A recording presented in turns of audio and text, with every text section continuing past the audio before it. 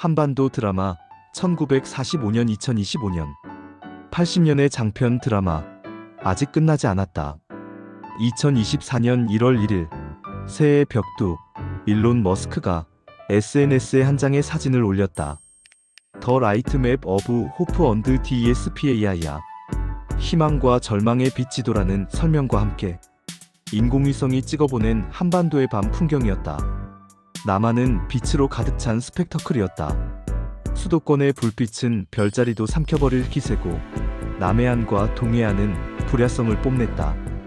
그러나 그 위 38선 위쪽은 암흑천지였다. 평양을 제외하고는 새카만 덩어리, 누가 봐도 전구가 나간 채 방치된 빈집처럼 보였다. 그 차이는 마치 21세기와 중세, 아니 솔직히 선사시대의 간극 같았다. 머스크는 덧붙였다. 인류 역사상 가장 기이한 쌍둥이 실험. 사실이었다. 같은 민족, 같은 언어, 같은 땅에서 출발한 두 체제는 이렇게 달라졌다. 남한은 세계 10대 경제대국 K컬처와 K방역, K게임, K푸드로 전 세계를 휩쓰는 K코스모스를 구축한 반면 북한은 여전히 핵과 미사일, 그리고 굶주림과 독재로 뉴스 헤드라인을 장식했다. 이 드라마는 1945년에 시작됐다. 제로 연지 마이너스 이어이라는 책이 있다. 제2차 세계대전이 끝난 1945년부터 새로운 시대가 열리기 시작했다는 이야기다. 이것은 한반도 역사에 딱 들어맞는 이야기다. 1945년 한반도는 38선을 기준으로 남북한으로 나뉘어 분단 국가가 되었고 공산주의와 민주주의를 기반으로 한 체제 경쟁의 시대가 시작되었다. 남북한은 처음엔 별 차이가 없었다. 심지어 유발 하라리는 냉정하게 말한다. 기술적 조건은 똑같았고 오히려 북한이 경제적으로 앞섰다. 그랬다. 일본이 남쪽엔 산업 기반을 두었지만 에너지와 자원은 북쪽이 장악하고 있었다. 전기도 북쪽이 공급했다. 북한은 무상토지 분배와 경제개혁으로 조선반도 최강의 경제력과 정치력을 자랑했다. 반면 남쪽은 우익과 좌익이 난투극을 벌이고 이승만은 친일 경력자의 손을 잡으며 간신히 권력을 유지했다. 그나마 미군정이 없었으면 어찌 됐을지 모를 판이었다. 그런데 80년이 지난 지금 남한은 세계 10대 경제대국 선진국으로 변신했고 북한은 세계 최빈국으로 몰락했다. 남한은 수많은 역경을 딛고 일어서서 국민소득 3만 달러, 인구 5천만 명의 3050 클럽에 당당하게 7번째 국가로 이름을 올렸다. 이는 단순한 경제적 성장을 넘어 인구 규모와 경제력을 겸비한 소수, 선진국만이 누릴 수 있는 강력한 위상을 확보했음을 의미한다. 그런데 북한은 세계 최빈국 리스트에서 단골 1위 후보로 남았다. 경제 규모는 남한이 북한보다 55배나 크고 같은 DNA를 가진 한민족이건만 남한 청소년들은 평균 키가 북한보다 10cm 더 크고 기대 수명은 10년 이상 길다. 말 그대로 키 차이와 나이 차이가 통계에서 드러나는 이상한 민족 실험이 됐다. 북한은 왜 저렇게 됐을까? 대답은 간단하다. 공산주의와 민주주의를 기반으로 한 체제 경쟁에서 철저하게 패배한 결과다. 공산 세습주의, 핵과 미사일, 그리고 3대 세습 독재 때문이다.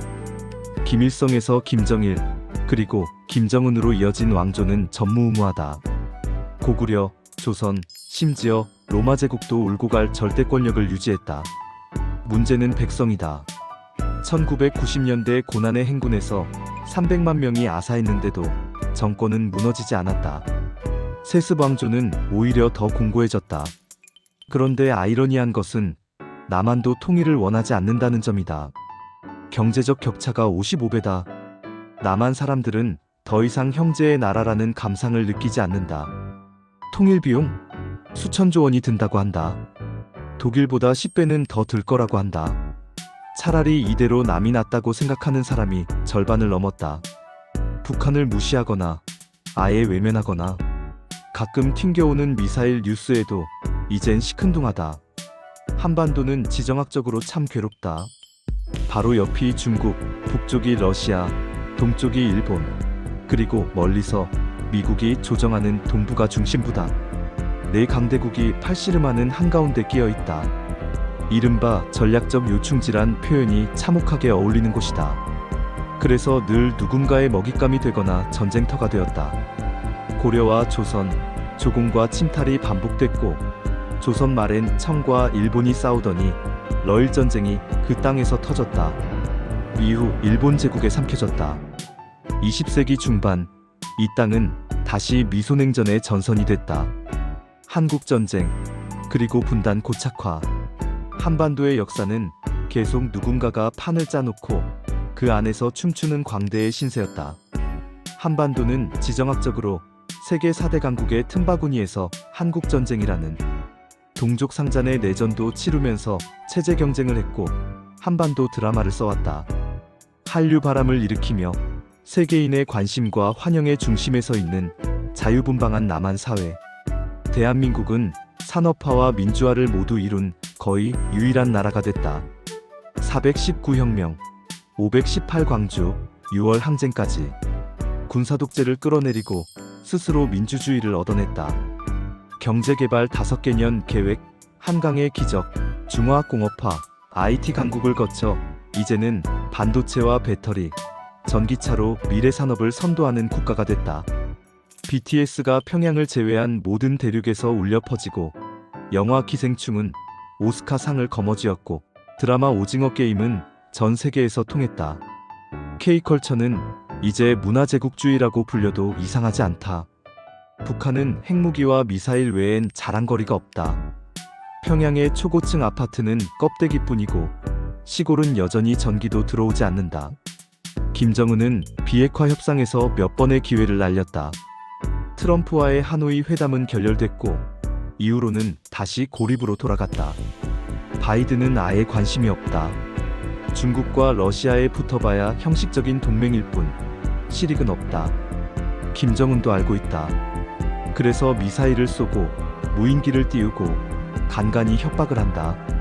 그러나 남한은 이젠 꿈쩍도 하지 않는다. 이 드라마는 80년을 달려왔다. 1945년 0년에 시작해 2025년을 지나가고 있다. 그러나 아직도 엔딩 크레딧은 보이지 않는다. 통일은 여전히 신기루다. 아니, 이젠 아무도 통일을 엔딩이라고 믿지 않는다. 남과 북은 다른 나라다. 남한은 미래를 향해 달리고 북한은 과거에 갇혀 있다. 한반도의 드라마는 끝났는가? 아니다. 여전히 진행 중이다. 어쩌면 이제 시즌2가 시작될지도 모른다. 통일이냐, 영구분단이냐, 새로운 냉전의 최전선이냐? 그것은 아직 아무도 모른다. 그러나 한 가지는 분명하다. 이 땅은 앞으로도 세계 4대 강국이 부딪히는 전쟁터이자 시장이며 무대가 될 것이다. 한반도라는 스테이지 위에서 우리는 계속 이 드라마를 써내려가야 한다. 0에서 시작한 이야기, 그 엔딩은 아직 쓰여지지 않았다. 우리는 여전히 분단 국가이고 여전히 전시정전 체제이며 여전히 핵위협이 바로 옆에서 숨쉬고 있으며 동시에 세계를 흔드는 문화 강국이자 기술 혁신의 리더다. 이 모순된 정체성을 어떻게 조화시킬 것인가? 그것이 다음 드라마의 첫 장면이 될 것이다. 한반도는 끝없는 회귀의 서사 속에서 진보와 퇴보, 희망과 절망을 반복해왔다. 그러나 단 하나, 이 드라마에서 반복되지 말아야 할 것은 전쟁이다. 전쟁은 끝내지 못한 과거가 아니라 지금 이 순간에도 잠재된 미래다. 그것을 막는 것, 그것이 우리가 이 드라마를 계속 이어가야 할 이유다. 한반도 드라마의 마지막 장면은 아직 쓰이지 않았다. 그리고 어쩌면 그 마지막은 마지막이 아닐지도 모른다.